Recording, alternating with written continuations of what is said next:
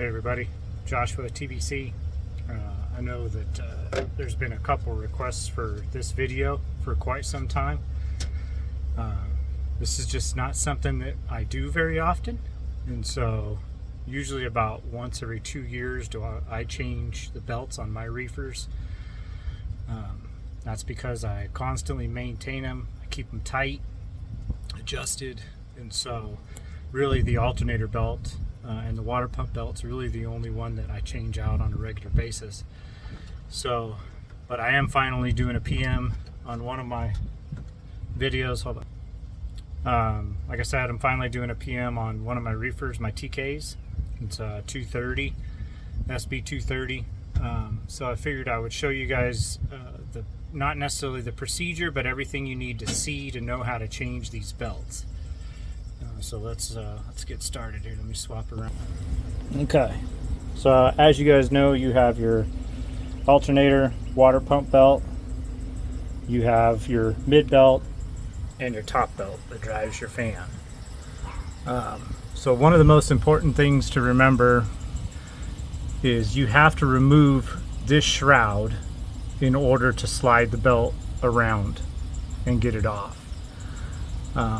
The key to this is you want to mark this shroud in two places with either like a soapstone or a paint marker, because you want to get that shroud exactly back in the same place, because if you don't, it'll ride on this fan and it'll make noise. You can kind of see how that fan sits inside, or that shroud sits inside this fan. So you want to make sure that you get that spacing, so you can see this gap up here. You want to make sure you have a gap all the way through here, or you're going to hear it grind when you kick on your reefer. So that's the first and one of the most important when you're doing your top belt. Now you can see the belt is cracking. It's not cracked all the way through, but it is about halfway worn down, because when you look at a new belt, you can see there's no cracking and it's got quite a bit more rubber on it. So that's a good indication that it's time to change your belt. Oh man, I needed that wrench.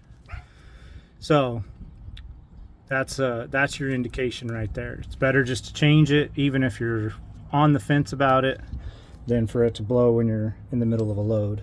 See? So this trailer, I don't pull this trailer very often, and so even though if this was the trailer that I was dedicated to, I would run these two belts, my mid and my top. I would keep running these, but since this trailer is not behind me very often, I'm changing them.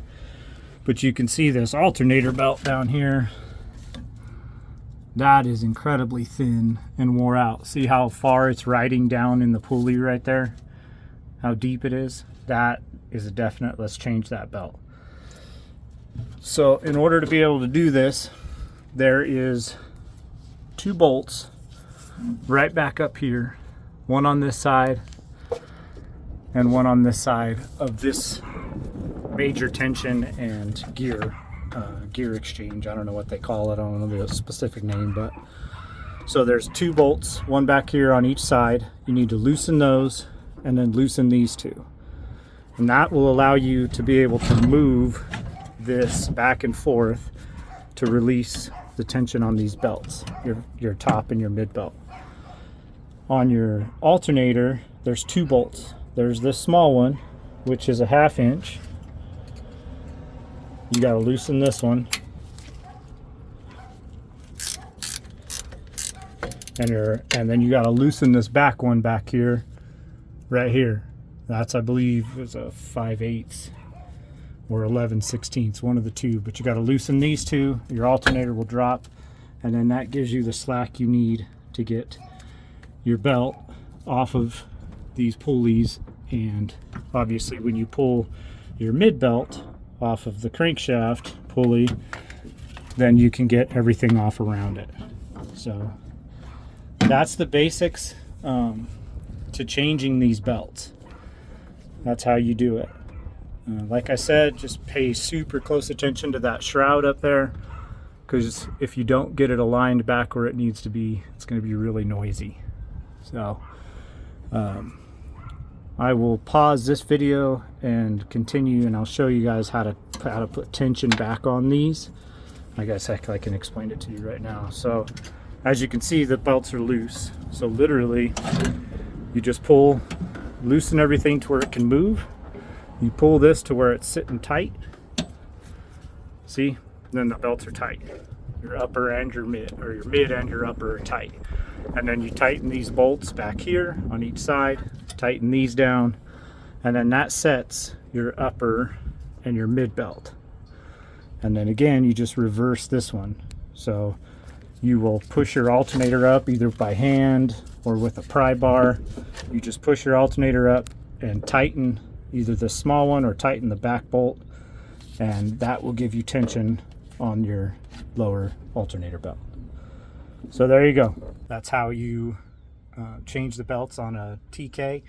Your SB10s, pretty much all your SBs are going to be this way. Your 210s, your 230s, 330s, they're all going to be this way.